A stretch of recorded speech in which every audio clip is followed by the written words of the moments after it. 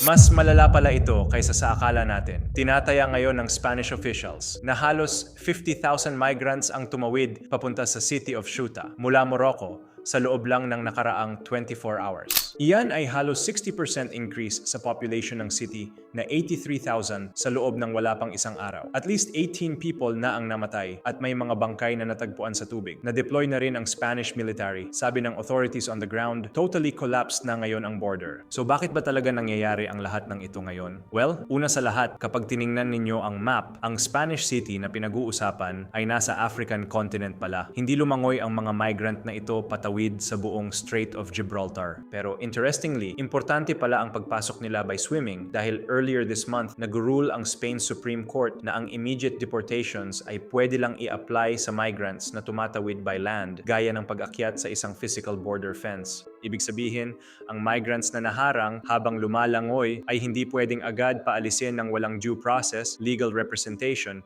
at pagkakataong mag-claim ng asylum. Ngayon, ito ba ang dahilan ng latest surge na ito? Well, disputed pa iyan. Naniniwala ang officials na pwede itong isa sa mga influencing factors, pero hindi ito ang nag-iisang dahilan dahil marami rin kahapon ang tumawid by land. Pero ano na ngayon ang mangyayari sa 49,000 people na ito? Well, sinabi ng Spain na balak nilang i-deport ang pinakamaraming tao sa pinakamabilis na paraan despite the Supreme Court's ruling. Pero mukhang naniniwala ang ibang countries na baka nangyari na ang damage. Nag-announce ang France ng increase in security sa border nila with Spain habang nagbabanta naman ang Italy na isuspend ang Spain mula sa EU's internal open border policy.